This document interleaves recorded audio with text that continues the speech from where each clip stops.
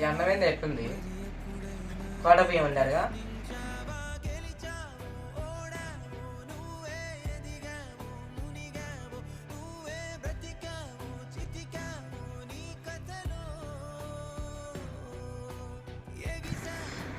ఇప్పుడు అది దాని ఇంకా తేడాలు చూపించదు నాని. ఇప్పుడు ఏది ఉంటే అది వేసుకొని తినాలి, ఏది ఉంటే అది తినాలి. ఇంకా అదే కావాలి ఇదే కావాలంటే రాదు. చూసినావుగా ఇప్పుడు నీ ముందేగా మాట్లాడింది. దీంతో పోల్చుకుంటే అక్కడ డబల్ అవుతుంది రెంట్.